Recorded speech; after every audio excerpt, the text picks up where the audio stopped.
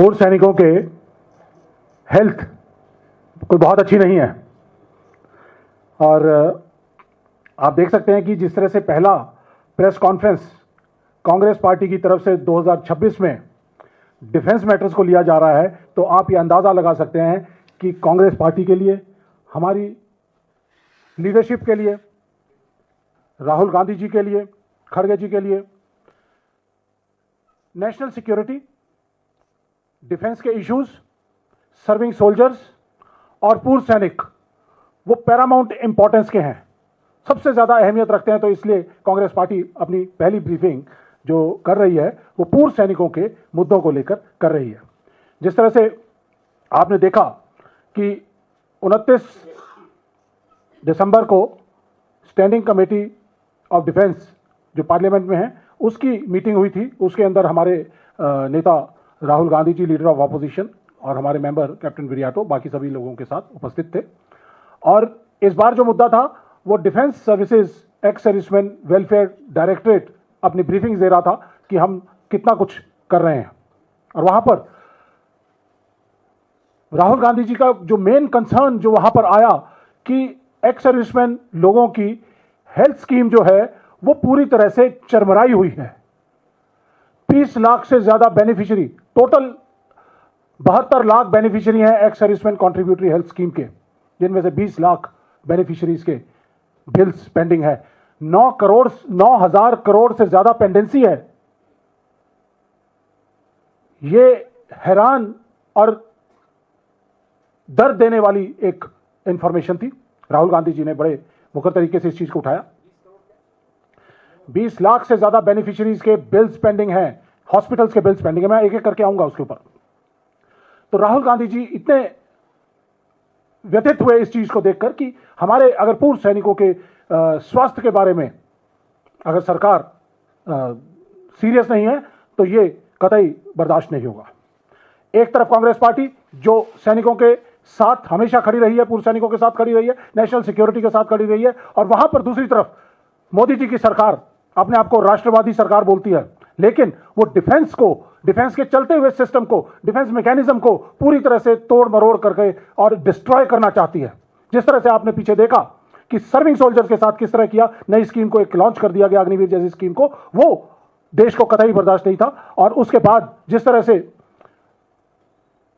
National security के issues आपके सामने पिछले कुछ समय के अंदर आए, और अब last nail in the coffin, पूर्व सैनिक जिन्होंने अपनी सारी जिंदगी देश के नाम कर दी, लड़ाई लड़ते रहे, और आज वो उम्र के इस पड़ाव के अंदर हैं कि उनको देश की और देश की सरकार की जरूरत है अपनी हेल्थ ठीक रखने के लिए, अपने इलाज के लिए। लेकिन मोदी सरकार के पास, वो भी मोदी सरकार के पास पैसे नहीं है कि वो जितनी जरूरत है उसके हिसाब से वो आवंटन कर पाए। देश के सैनिक और देश के बीच में एक कॉवेनेंट बॉन्ड होता है। देश के सैनिक को देश कहता है या सरकार कहती है कि आप सरहद पर खड़े हो, -40 डिग्री से लेकर और +60 डिग्री तक आप लड़ाई लड़ो, देश की सरहदों की रक्षा करो, ताकि आप लोग और आप सारी सरकार, सब लोग चैन की नींद सो सकें। लेकिन पूर्व सैनिक और सैनिक कभी सवाल नहीं करता है, अपनी कुर्बानी देता है, क्योंकि उसको मालूम है कि उसको गारंटी दी गई है राष्ट्र के द्वारा कि अगर मैं हताहत होता हूं, मैं मारा जाता हूं, तो मेरे परिवार का जिम्मेदारी सरकार उठाएगी, देश उठाएगा। और अगर मेरे को खुदा ना खास्ता अगर कहीं मेरे साथ कोई गलत चीज हो जाए, डिसेबिलिटीज हो जाए, सेहत में खराबी हो जाए, तो देश मेरा और मेरे परिवार का ध्यान रखेगा। ये कोवेनेंट बॉन्ड है। और इस कोवेनेंट बॉन्ड को तोड़ते हुए मोदी सरकार ने देश के पूर्व सैनिकों के साथ, जिन्होंने 30, 35, 40 साल तक देश की सुरक्षा की है, रक्षा की है, उनके इलाज के साथ खिलवाड़ करने की कोशिश कर रहे हैं। एक्स सर्विसमैन कॉन्ट्रीब्यूटरी स्कीम जो हेल्थ के लिए 1 अप्रैल 2003 को लॉन्च की गई थी, जिसके अंदर ये कहा गया था कि ये एक कैशलेस और कैपलेस, कोई इसके ऊपर कैप नहीं है ये, और इसके लिए कोई भी पैसे की सीमा नहीं रखी जाएगी और पैसे की कभी भी कमी नहीं होगी। तो ये एक रिपोर्ट, कैग की रिपोर्ट है। इस रिपोर्ट के जरिए मैं आप लोगों को बताना चाहूंगा कि ये 18 दिसंबर 2025 को पार्लियामेंट के अंदर दी गई थी। इस कैग की रिपोर्ट के अंदर साफ साफ उन्होंने लिखा है, लेकिन गोलमोल करके लिखा है, क्योंकि सरकार के खिलाफ लिखने की ताकत नहीं है। लेकिन उसके बाद उन्होंने हाईलाइट किया है, objective of providing comprehensive cashless and capless health care to all ex servicemen is the duty of ex servicemen contributory health scheme. और इस ECHS की स्कीम को जब बनाया गया था, ये कॉन्ट्रीब्यूटरी है। हम लोगों ने ऑफिसर्स इसके लिए 1,20,000 रुपया देते हैं रिटायरमेंट के समय, जवानों के JCOs के 60,000 रुपए और जवानों के 20,000 रुपए लिए जाते हैं। ये कॉन्ट्रीब्यूटरी हेल्थ स्कीम है। इसके लिए हेल्थ केयर ऑर्गेनाइजेशन पूरे देश के अंदर अलग अलग हॉस्पिटल्स को एम्पैनल किया जाता है। 4,000 से ज्यादा एम्पैनल्ड हॉस्पिटल्स हैं और तकरीबन 400 के आसपास ECHS की पॉलीक्लिनिक हैं। बहुत सारी पॉलीक्लिनिक ऐसी हैं जिनके अंदर एम्पैनल्ड हॉस्पिटल्स नहीं है। कैग ने कहा कि ये एक तो ज्योग्राफिकल एरिया पूरे देश का कवर नहीं किया जा रहा है, जिसकी वजह से सैनिकों को बहुत दूर तक इलाज के लिए जाना पड़ता है। दूसरा, उन्होंने ये कहा कि 2003 से लेकर और आज तक इतनी ज्यादा एक्स सर्विसमैन की और जो तादाद बढ़ चुकी है, उसके हिसाब से मैचिंग इंफ्रास्ट्रक्चर की डेवलपमेंट नहीं की गई है। जो ऑथराइजेशन ऑफ मैन पावर है, जो फंड्स हैं, 2014 में आखिरी बार इनके जो रेट की रिवीजन की गई थी और 2014 के बाद अब सुनने में आया है कि अभी शायद वो कुछ, क्योंकि बहुत बड़ी हलचल हो रही है पिछले कई समय से, तो उन्होंने कुछ इंक्रीज की है। रिम्यूनरेशन जो स्टाफ की होती है वो इंक्रीज की है, लेकिन स्टाफ की जो अवेलेबिलिटी है या ऑथराइजेशन है वो नहीं बढ़ाई है। उसके बारे में बात करती है कैग। और इसके साथ साथ जो डेफिशिएंसी ऑफ मैन पावर है उसके बारे में कैग बात करती है कि उसको इमीडिएट तौर पे पूरा किया जाए। और सबसे बड़ी चीज जिसकी वजह से ये एक्स सर्विसमैन कॉन्ट्रीब्यूटरी स्कीम पूरी तरह से आज डिस्ट्रक्शन की कगार के ऊपर खड़ी है, वो है फंड्स की अवेलेबिलिटी। मैं आपके सामने बजट पेश करना चाहूंगा, है ना। ये सब आधिकारिक तौर पर लिए हुए आंकड़े हैं और इसके मुताबिक जो 2023 और 24 के अंदर रिक्वायरमेंट थी 13,500 करोड़ की, लेकिन एक्चुअल उनको 9,831 करोड़ दिया गया। और उससे पहले का भी बैकलॉग 3,500 करोड़ का चल रहा था, जिसकी वजह से जो ये बैकलॉग है वो कैरी फॉरवर्ड हो रहा है। अब आप देख सकते हैं जो CFL है, CFL कैरी फॉरवर्ड लाइबिलिटीज 2023-24 में 3,500 करोड़ थी, 2024-25 में 5,400 करोड़ और इस साल के अंदर 6,000 करोड़। और अगर 8,000 करोड़ बजट एलोकेट किया जाता है तो 6,000 करोड़ पिछले साल के बिल्स को लिक्विडेट करने में लग जाएगा। तो इस साल के लिए सिर्फ 2,000 करोड़। जरूरत कितनी इस साल की आ जाएगी? 14,000 करोड़। और अगर इस साल ये 14,000 करोड़ नहीं दिए तो ये ECHS का चलता हुआ ढांचा पूरी तरह से बैठ जाएगा। एक्स सर्विसमैन को एम्पैनल्ड हॉस्पिटल्स ने एक्सेप्ट करने से मना कर दिया है। हम लगातार गुहार लगा रहे हैं। 2025 में हमने बोला, 2024 दिसंबर में हमने बोला, लड़ाई लड़ी। कैप्टन विरियाटो हमारे गोवा से MP हैं। गोवा से पूरे के पूरे एम्पैनल्ड हॉस्पिटल्स ने एक्स सर्विसमैन को हेल्थ केयर के लिए एक्सेप्ट करने से मना कर दिया। इसी तरह से सितंबर 2025 में बीजेपी के MP हैं कैप्टन ब्रजेश मैंगलोर से, उन्होंने कहा कि मैंगलोर के अंदर सभी हॉस्पिटल्स, एम्पैनल्ड हॉस्पिटल्स ने एक्स सर्विसमैन को एक्सेप्ट करने से मना कर दिया है। पार्लियामेंट में भी उन्होंने आवाज उठाई। कैप्टन विरियाटो गोवा से कांग्रेस के सांसद हैं, उन्होंने इसकी आवाज उठाई। हमने लगातार ex serviceman organisation, Indian ex serviceman movement, Indian ex serviceman league, Congress party का एक्स सर्विसमैन डिपार्टमेंट, हम सब लोगों ने आपस में बातचीत की और हम लोग लगातार इस मुद्दे को मिनिस्ट्री ऑफ डिफेंस के साथ और प्राइम मिनिस्टर के साथ, सबके साथ उठा रहे हैं। लेकिन directorate of ex serviceman welfare सुनने को तैयार नहीं है, एक्शन लेने को तैयार नहीं है। 15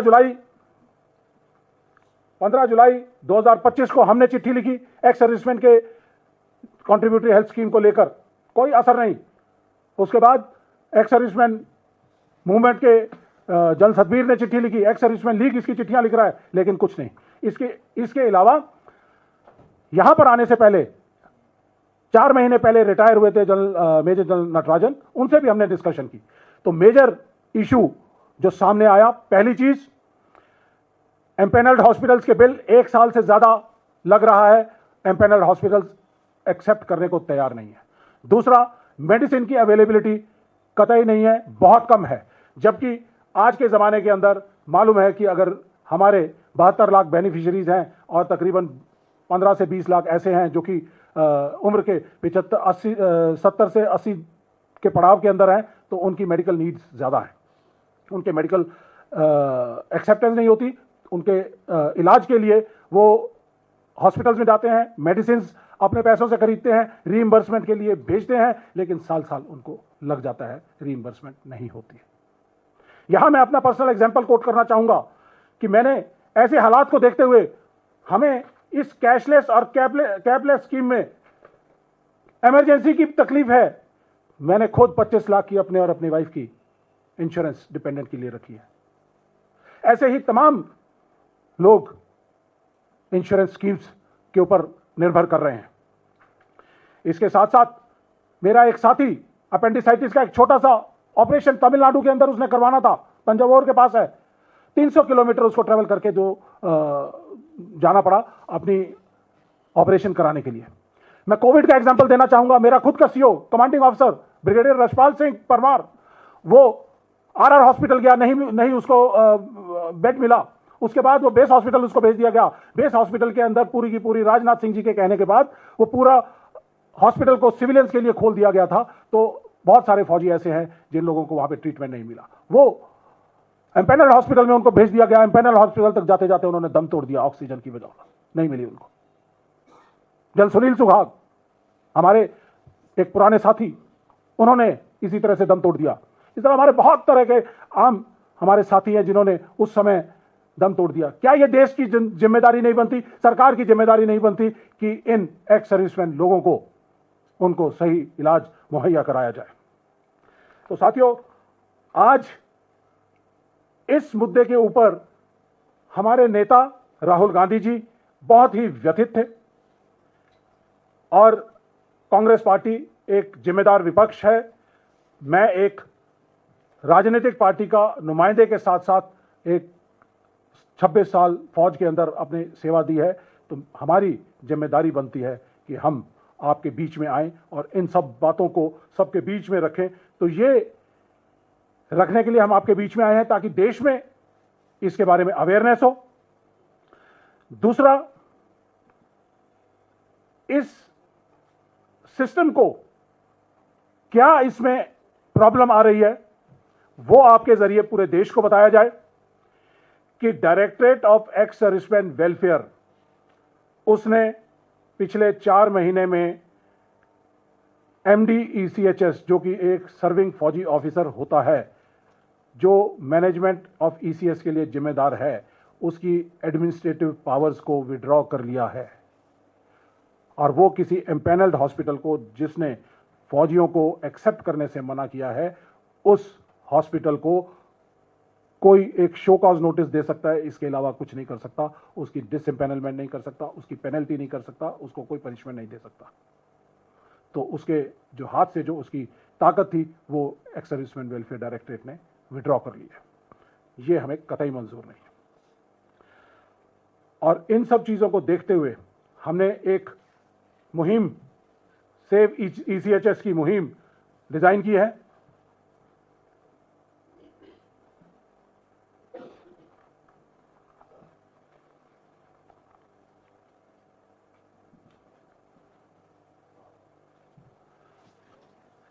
ये आप लोगों के सामने पेश करना चाहेंगे।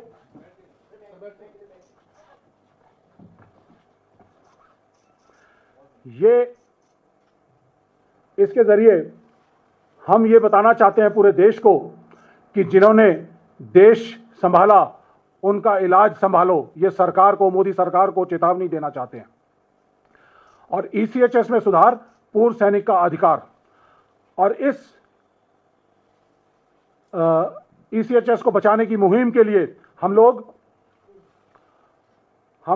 1 महीने का कॉन्टैक्ट प्रोग्राम, आउटरीच प्रोग्राम पूरे देश में सभी 400 एक्स सर्विसमैन हेल्थ स्कीम की जो ECHS पॉलीक्लिनिक्स हैं उन तक पहुंचेंगे। हमारे जो एक्शन प्लान है उसके तहत हमने ये मिस्ड कॉल नंबर हमने जारी किया है, इसको स्कैन कर सकते हैं। स्कैनर के अंदर मिस्ड कॉल नंबर है, इससे मिस्ड कॉल करके हम एक गूगल फॉर्म सभी के पास पहुंचा रहे हैं।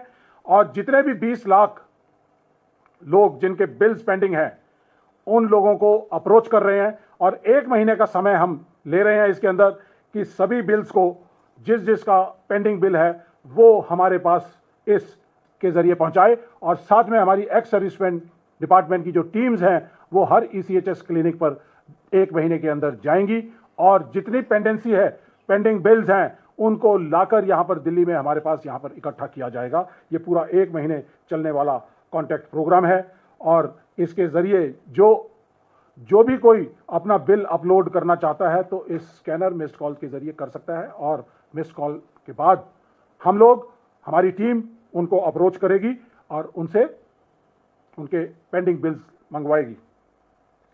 उसके बाद 30 जनवरी के बाद बजट सेशन शुरू हो रहा है। मोदी जी को यहां से सीधे सीधे चेतावनी देना चाहते हैं कि आपके पास 30 दिन का समय है, आप 14,000 crore x servicemen contributory health scheme को तुरंत प्रभाव से दे दीजिए, वरना पूर्व सैनिक दिल्ली में अपनी डिमांड्स को लेकर यहां पर धावा बोलेंगे और उसका आगे का प्रोग्राम हम निर्धारित करेंगे। दिन हम तय करेंगे, वक्त हम तय करेंगे और इन मुद्दों को Rahul Gandhi ji, leader of people, leader of opposition in Lok Sabha, वो इन मुद्दों को संसद से सड़क तक उठा रहे हैं, उठाएंगे। और मैं यहां से एक्स सर्विसमैन कम्युनिटी को एक ये संदेश देना चाहता हूं कि leader of opposition Rahul Gandhi ji की क्या ताकत है। मैं आपको एग्जाम्पल देना चाहूंगा कि 2022 में जब भारत जोड़ो यात्रा दिल्ली में प्रवेश करने वाली थी, हरियाणा में प्रवेश की थी 21 दिसंबर 2022 को, तो उस समय पर OROP 2 जो 2019 में लागू होना चाहिए था, 2022 में सुप्रीम कोर्ट ने ऑर्डर पास किया गवर्नमेंट को कि इसको लागू कर दीजिए। सरकार उसको लगातार 3-3 महीने बढ़ाती चली गई उस मियाद को और 21 दिसंबर 2022 को हजारों की तादाद में पूर्व सैनिक राहुल गांधी जी से मिले और 23 दिसंबर को राजनाथ सिंह जी ने रात को 8:39 पर ट्वीट कर दिया कि हम OROP 2 लागू कर रहे हैं। ये है राहुल गांधी जी की पावर। और जिस तरह से राहुल गांधी जी ने संसद में कहा था कि मोदी जी और शाह साहब ये डरते हैं, ये कांपते हैं, उनके हाथ कांपते हैं, तो ये एक उदाहरण है। उसके बाद 18 अग्निवीर जो लोकसभा चुनाव से पहले पिछले 2022, 23, 24 के अंदर जो हताहत हो चुके थे, उनकी रिम्यूनरेशंस को, जो उनके कॉम्पनसेशन थे, उसको सरकार 1.5 साल हो गया था, नहीं दे रही थी। तो जैसे ही 2024 के अंदर नई सरकार बनी और उसके बाद जुलाई में राहुल गांधी जी ने मुद्दा उठाया पार्लियामेंट के अंदर, तो उसके एक हफ्ते के अंदर अंदर उनके सारे के सारी कॉम्पनसेशन के जो पैसे थे वो उनके खातों में आ गए थे। इसी तरह से अग्निवीर अमरनाथ जायसवाल आपने बिहार में देखा होगा, उसकी इंडेक्स फिंगर कट गई थी, उसको सेना से बाहर निकाल दिया गया था और राहुल गांधी जी ने उसका मुद्दा उठाया तो एक हफ्ते के अंदर उसके बचे हुए पैसे उसको दे दिए गए थे। तो एक्स सर्विसमैन कम्युनिटी से, बेनिफिशियरी से मैं कहना चाहूंगा कि आप अपने तुरंत प्रभाव से अपने बिल्स को अपलोड करिए। आपकी आवाज राहुल गांधी बनकर आंधी की तरह आपकी आवाज को सड़क से संसद तक उठाएंगे। ये हमारा वायदा है और ये हमारी जिम्मेदारी भी है एक जिम्मेदार विपक्ष होने के नाते। सीधे सीधे सवाल हमारे हैं कि और रिकमेंडेशन है। पहली रिकमेंडेशन यह है कि directorate of ex serviceman welfare x servicemen contributory health scheme को चलाने के लिए सक्षम नहीं है, उससे निकालकर x servicemen contributory health scheme को सीडीएस के अंदर तुरंत प्रभाव से डाला जाए। एडमिनिस्ट्रेटिव पावर्स जो एक्स सर्विसमैन वेलफेयर डायरेक्टरेट ने ECHS MD की अपने वापस ले ली हैं, वो तुरंत प्रभाव से वापस किया जाए। उसके बाद 14,000 करोड़ का आवंटन तुरंत प्रभाव से किया जाए। पेंडिंग जितने भी बिल्स हैं बेनिफिशियरीज के, वो तुरंत प्रभाव से दिए जाएं। और इसके साथ साथ बहुत सारे जो हॉस्पिटल्स हैं वो सरकार से बहुत ही पीनट्स, छोटे से दाम में उन्होंने जमीनें खरीद रखी हैं, तो ये कोवेनेंट एक्ट लाया जाए, उनके ऊपर जिम्मेदारी डाली जाए कि अगर आप सरकार से कंसेशनल दाम के ऊपर अगर जमीन लेते हैं तो आपकी जिम्मेदारी बनती है कि आप पूर्व सैनिकों को मान और सम्मान और उचित उनको जगह स्थान देते हुए उनकी एक्सेप्टेंस करें और उनको सही इलाज मुहैया कराएं। ये हमारी पूरी तरह से हमारी डिमांड्स हैं। और अगर ये नहीं होगा तो 30 जनवरी के बाद पूर्व सैनिक दिल्ली में सब लोग आएंगे, लीडर ऑफ ऑपोजिशन से मिलेंगे, सरकार के नुमाइंदों से बात की जाएगी और आगे का प्रोग्राम जो है वो तब तय किया जाएगा रणनीति तब बनाई जाएगी, बनाई हुई है, रणनीति तब तय की जाएगी और बताई जाएगी कि हम आगे क्या करने वाले हैं। साथियों, ये एक संवैधानिक और नैतिक मुद्दा है। ऐसा ना हो कि soldiers are remembered during war ends, soldiers are slighted और फॉरगॉटन।